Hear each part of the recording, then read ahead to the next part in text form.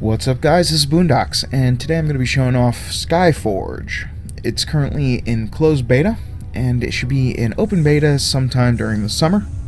It's made by Team Allied, which is a Russian developer, who previously made the MMORPG, well, Allied, which is also free to play, quote-unquote, because I'm not 100% sure, but it said when I was reading about it that there were in-game item purchases. It doesn't appear like that's going to be the way it is in Skyforge. Skyforge, it's a more action-oriented RPG along the lines of, say, the recently released WildStar, or released last year WildStar, but it actually focuses a little bit more on the RPG, like action RPG elements than, say, WildStar did. It makes it that this almost feels more along, I think, Mass Effect line in its own weird way, where you're constantly casting abilities, but it's much more movement oriented, and it's less about actually trying to focus on skill shots. So, real quick, I'm going to show the menus and talk a bit about that before moving on to the gameplay itself. So as you can see, it's a pretty big group of menus. We have your character spreadsheet, your ascension, I'll get into that, your maps, which will obviously change depending on where you're located. You have your chat channel, which is actually kind of weird because of the way that the chat system works. Then of course you have your marketplace. There is no in-game market that I've seen yet. That might change by the time the game actually comes out, where you can buy and sell individual things, but this is actually more to and from the in-game market, not player-to-player market. Then you have your settings menu. So let's go through the settings real quick. What? Okay. No, I want you to go down. Get out of here, please. There you go. Thank you. So the in-game menu here. Obviously you have your video settings. I have them for optimum, which, again, because this is a Russian game, I'm assuming when they say optimum, it's more of when an English-speaking person would typically say optimal. This is just like the game detecting my computer settings and choosing what it is. I haven't really changed it. For some reason, no matter how I've played with these settings, I always get 30 frames per second.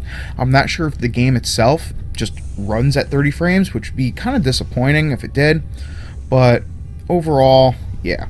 It is cool that you can actually choose which monitor you're playing to, if you're running dual monitor, and it shows your graphics card. Obviously, this is my laptop, so not the best graphics card.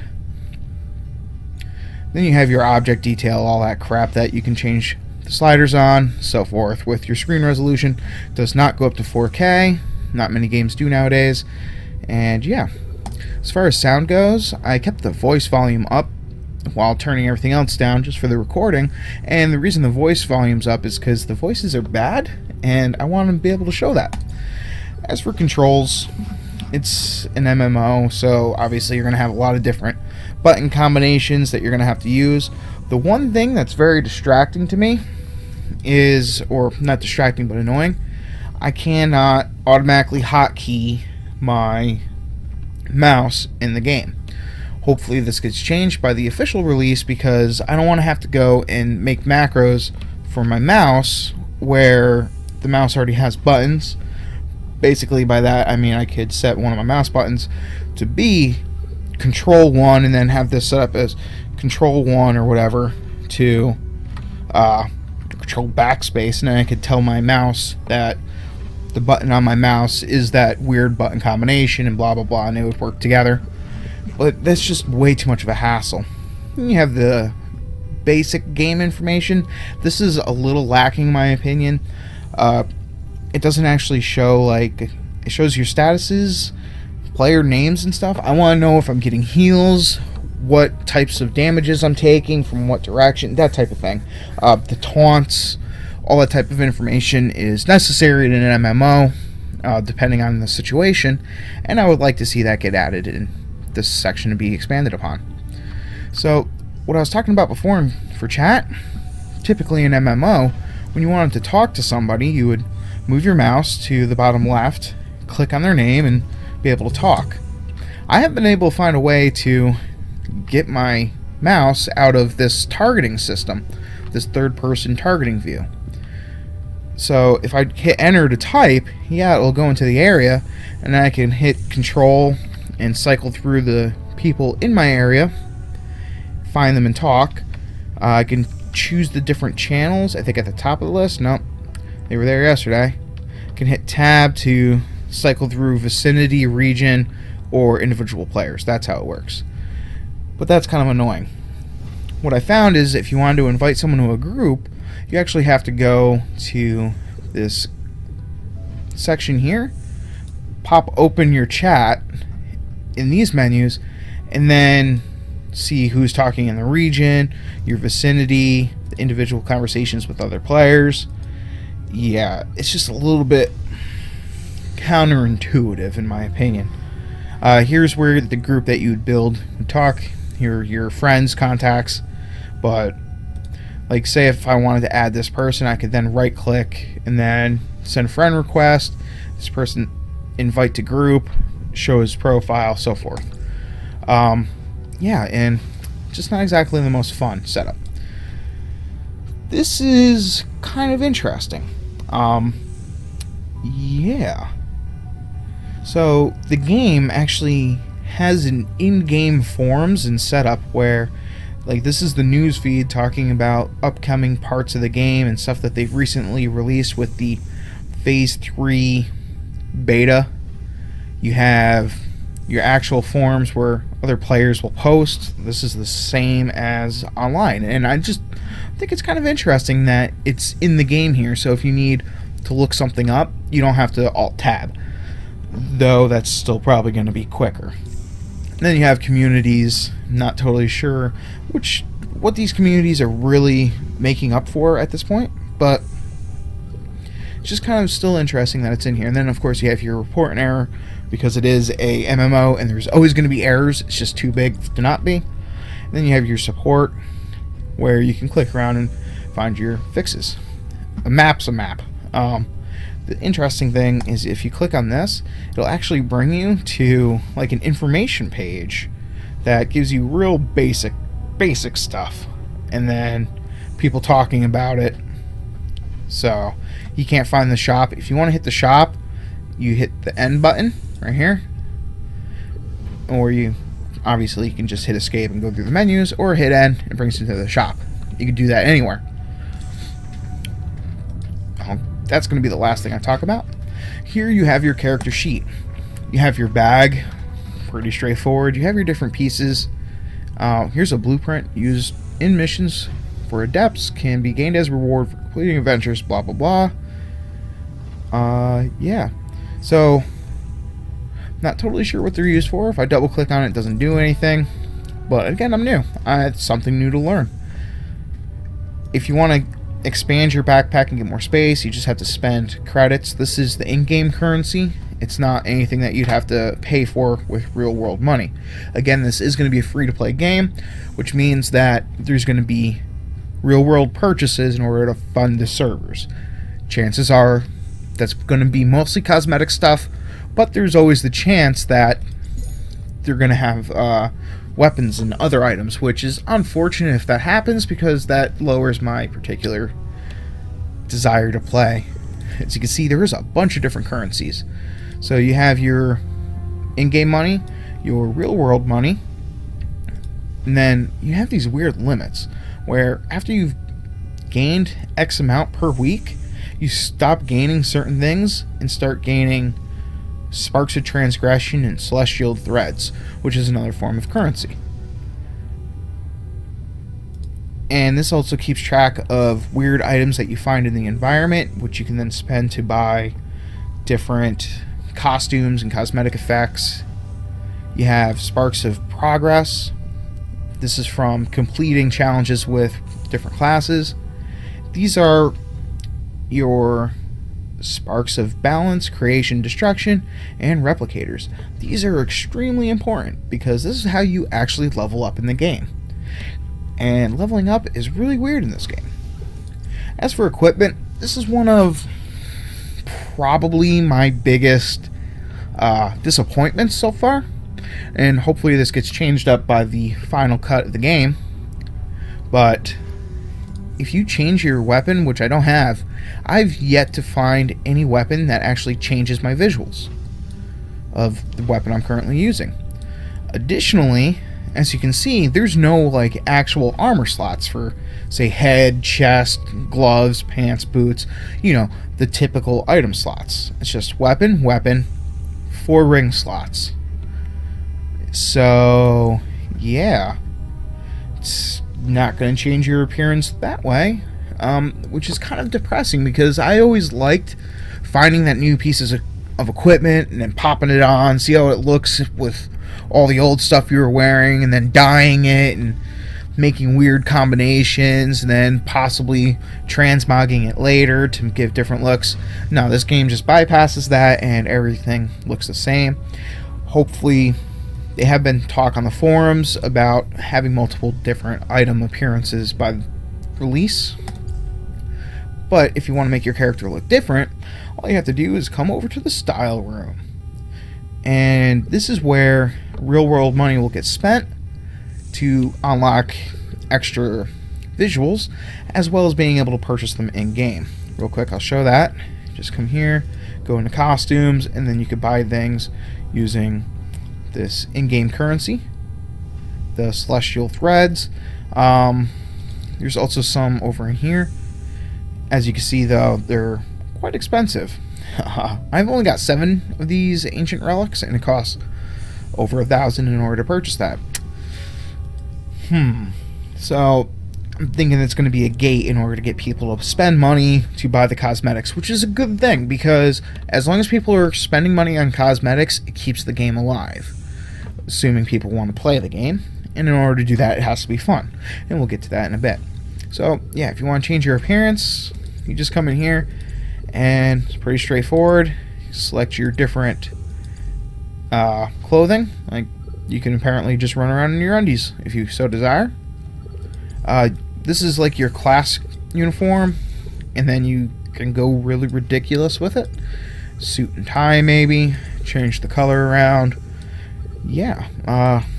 Throw on some earrings, I guess. Get a bunch of loops.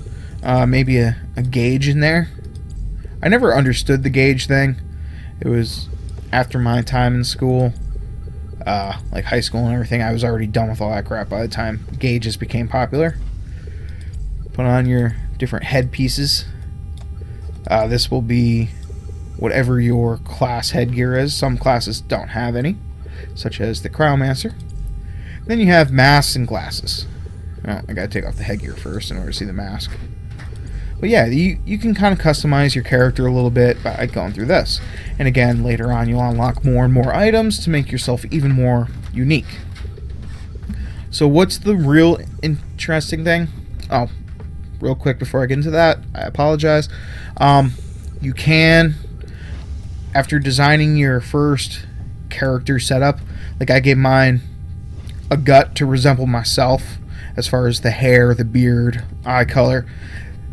This character looks like me. Yeah. And I mean the facial structure not so much, but overall facial hair and whatnot, yeah, this is kind of what I look like. So that's what I went for. If I wanted to change that later, because sometimes the gut thing looks ridiculous, I would actually have to go and, you know, just reconstruct my visuals. I haven't actually been able to find the person that does that for you, though, which is kind of annoying because I wanted to be able to show that off. But you can change your appearance later. You could probably even change your sex if you wanted. You know, if you get tired of watching a guy run around and want to watch a girl, or vice versa, you could probably go and change that. Finally, we have our ability section, and this will also show the different characters. So right now I'm set up for a Crowmancer. Crowmancer, obviously going to use a lot of freezing magic and those different types of skills. Over here you have your stats. Not totally sure what these are, like violence, for instance. If the character has less than 50% health, their damage is increased by a certain percentage. You know, they have really interesting naming conventions, like temper. Chance that ability will inflict maximum additional damage regardless of the target's health. Kind of weird. Yeah.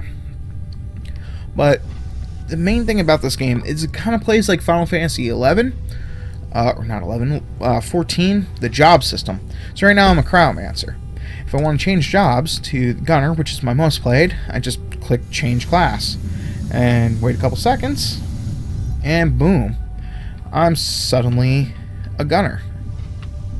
If I want to change back to a Berserker now, just cast this little bastard, and boom, Berserker.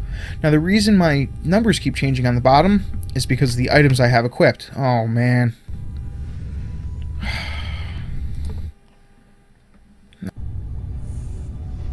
Not sure what happened there. Hopefully the recording is alright. That was kind of weird. Yeah, the reason my prestige keeps changing is because it's based off of the items you have equipped. As you can see, my chainsword is plus 20. And then if I switch to my Gunner class, and then hop back in here, as you can see, my machine gun is plus 54, as well as a few other items, causes this to go up. Wait, why did it go down and stay down?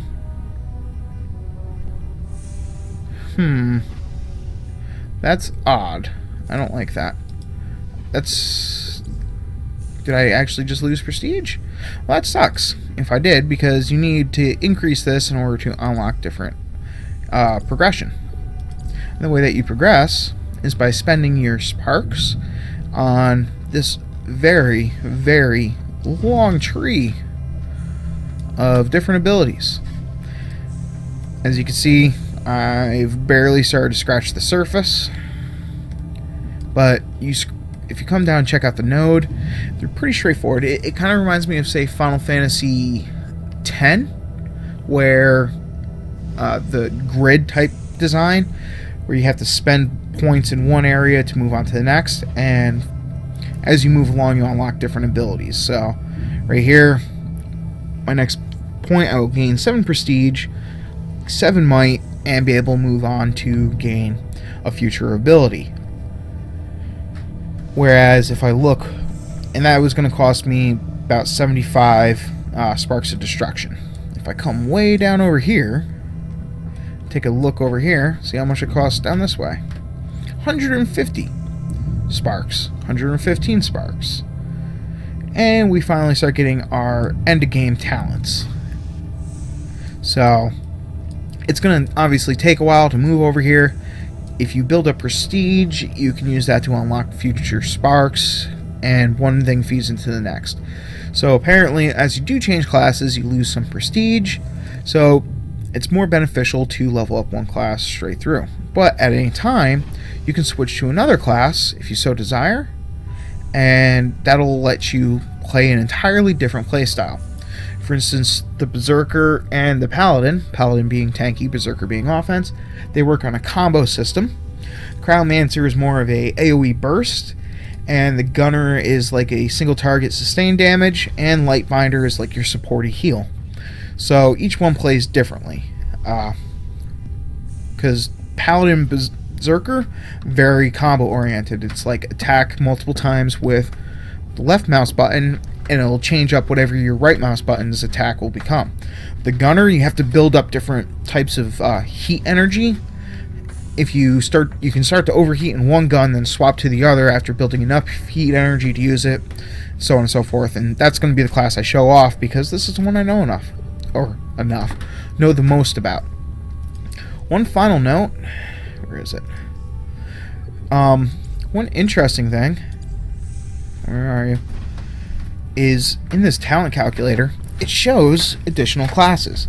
So in addition to what's currently unlocked for me, the Cryomancer, Berserker, Gunner, Paladin, and Lightbinder, you can see Slayer, which looks more like a dual-wielding dagger assassin or something, just by looking at the little symbol in there and the general idea of Slayer. And then looks definitely stealthy with this whole shadow and cloaking setup over here. Then Archer, just probably not totally sure how that's going to be different from Gunner in all honesty. We have Necromancer, which has a lot of like health stealing abilities from what I was looking at the other day, and Kinetic. These I have no idea about. There's supposed to be even more classes in the game, such as Monk and something like a Dragoon. I don't know how to totally unlock them. I know it's through in-game progression that you eventually get them unlocked. And there's supposed to be about 12 on release. Right here's the first 9 that are available. So let's just kind of jump into this and show a little bit of gameplay. Any news? What did Iana say? See, there's a little bit of screen tearing there. That's quite a surprise. I didn't expect that from Iana. But why? Our duty is to help people. We can't leave one of our own in danger. As you can see, it says work in progress down there in the bottom right. Well, let's find some. If there's a small chance that we can get Laertes out of this mess, we must take it. Yeah. I really just don't like the voice acting at all. I've yet to find one that I've thought was even halfway decent. Sorry to any of the voice actors that participated in this game. It's just what I think, and I think it's not very good. So, unfortunately, that's something they need to work on. I also think that the lip flaps are probably lined up more to the Russian variation. Let's see if I can actually show something real quick. Which one? I had something the other day. Yeah, right here. As you can see, this is deciding what hot item slot I wanted in. There's 6 hot bars for your items. I was able to figure that out after clicking on one of these, and yeah, but this is clearly in Russian still. It's just something that's got to get worked on. This is still closed beta. Finding groups is extremely difficult currently because the general like this area I'm pretty sure is going to be a group area, but it's not automatically going to put me in the group or even give me the option to look for a group. It's just going to throw me in there by myself unless I were to sit in town and try to find somebody, but not that many people are currently playing. And yes, this is a group area. That's why it's kind of got like this mission briefing screen. All right, let's just kind of show off how the game plays. And you'll kind of see what I mean. Okay, destroy barrels to inflict damage to nearby enemies, whatever. Kind of see what I mean when it's sort of more of an action game than your typical MMO where you would walk forward and fight enemies in like a even internally turn-based like cooldown setting. Obviously, some of your more powerful abilities still have cooldowns on them, because if they didn't, then broken game is broken.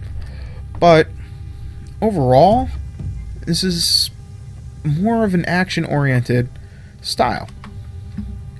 I think part of the reason why I'm having a little bit of slowdown is I don't have the best computer in the world, and I am currently recording. Yeah, obviously I'm recording, but because my computer's not the best, as soon as I start putting a couple outside stressors on it, like playing a online game with decent graphics as well as trying to record it, causes a little bit more tearing than usual.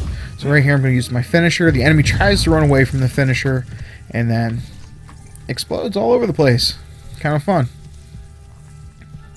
Oh, there's one of those boxes they were talking about. Dangerous barrel. Shoot the barrel.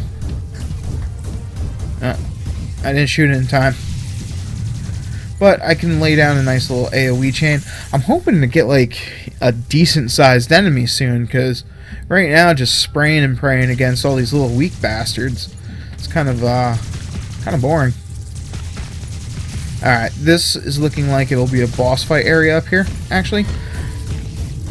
So, if you notice those, like, little lines that appeared on the ground, that's actually the game helping me out and saying, like, dodge now, dodge. Because you could do, like, little dashes in different directions. You can have up to 3 charges of it. Alright, let's see. Yep, this is going to be like a pseudo-boss, Death Poisoner. So, yeah, let's light him up. Alright, so as you can see, that little purple bar at the bottom is building up. Now that it's full, I'm going to switch over to my plasma weapon and blast him with this. As you can see, it does a shit ton of damage. Partly because of one of the skills I have, pretty much just states that each time I use my left trigger, I gain a stack of extra damage for each time I use my right trigger. Obviously, it's worded better than that and has the names of said abilities involved. I just forget because I'm stupid. Alright, let's, oh, did he die? Oh, I must have destroyed the barrel behind him. Ha! Dumbass. Alright, well, that's cool. So I got another Ring of Courage. Let's check that out real quick. Okay, it's got a decent amount of prestige on it, a little bit of extra strength and valor. So I'm going to come over here. Right now, I mostly just want to boost up my prestige as much as possible. Strength and luck, strength and luck. Strength and valor. You know what? I'm gonna replace this one. Where is it? Yeah. Alright. So, things are heating up. Got another quick reward, apparently. I'm not totally sure what that currency is used for, but yeah. So, let's show the other form that my weapon can take. Put down, like, this mortar system. And now, target an enemy and shoot these rockets. As you can see, it does a fair amount of damage, and it costs you that little, like, yellow orangey bar, and that's going to recharge over time. There's no way to force it to recharge faster. The purple bar charges up based off of your heat from firing your Gatling gun. So there's actually 3 gun modes that I've unlocked so far. I'm not sure if there's more. But you have your Gatling gun, you have your pulse rifle, and then you have your mortar system. And you can just swap between each one by doing a different button combination using my swap button, and then move around. So, what do I really think of the game so far? I like it. So far I haven't been able to get in any, like, serious group settings, and I'm enjoying it even without that. So, in all honesty, that has me somewhat excited for group settings because those are typically more fun. I'm really curious to see how the content as far as, like, serious dungeons go. For instance, in WildStar, I really liked the dungeons. They were definitely hard, they were very enjoyable, and I loved playing it. Had the dev team been more forthcoming with certain issues and talked properly with players, then I probably would still be playing that to today. Fortunately, I'm not. But, whatever. This, I really think, is a lot of fun. I'm not sure how the dev system's going to work. Let's try to save the others. That was weird. That guy was, like, in the bug. Come on, I want that. I want that. Thank you. So hopefully the dev team, even though they're based out of Russia, hopefully that they'll have a good communication system with players all around the world, so that way, if and when people run into issues, it's not that big of a deal. This game also feels like it's more about trying to get you into the action a little bit quicker than most MMOs. So because of that, I think it should work out pretty well. One recommendation I have is, if you do start playing this, to try out the different classes at the start to determine which one suits you the most before you start spending your points in it. For instance, I kind of wish I had leveled up Cryomancer instead of Gunner. What the fuck is this guy doing? I don't like this. Why can't I attack him? Okay, there's another enemy over here. Maybe that's why? What the fuck? What are you doing? I don't see any, like, message or anything telling me or giving me a hint or a clue as to, hey, this guy's doing something weird. But these guys keep fucking spawning. But yeah, I would like to play the Cryomancer instead of the Gunner. I chose Gunner because it's obviously going to be a range type class, but I like the burstiness of the Cryomancer, so I probably would have liked to go with that. Unfortunately, I didn't try them all out first. I only played Berserker and then Gunner, and wound up sticking with Gunner. Definitely cycle through them before you start spending points. As far as getting into the closed beta, which is probably only going to be until like mid to end of May when they end that, and then probably a month after the open beta will start, and I'm not totally sure how resets are going to work. But if you're interested in trying it out and giving a little bit of feedback to the dev team, you can try to get a beta key by following them on Facebook.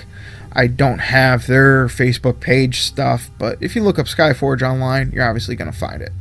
I just got a nice upgrade. One last thing, too, with weapons is you can disassemble them. But you can always, like I was saying, find them on Facebook and then request a beta key. They're giving out, I believe, 1,000 closed beta keys. Or you can purchase one of the founder packs.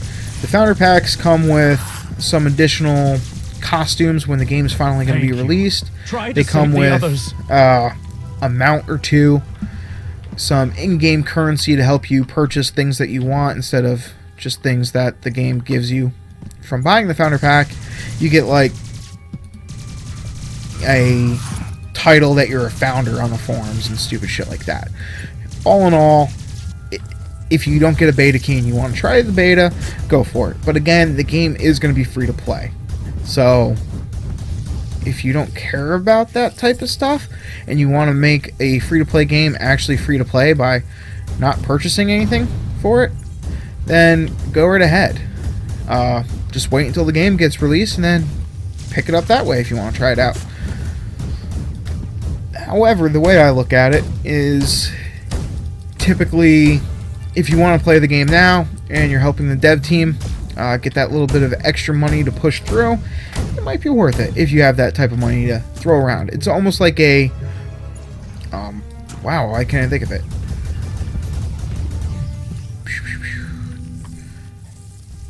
Kind of like a Patreon type system. What the hell is that thing where you give people money and they make promises that they usually don't keep? The startup shit. Whatever. Not that big of a deal. Till next time, guys. Like, comment, subscribe, you know the whole deal. Good luck. Have fun. Peace.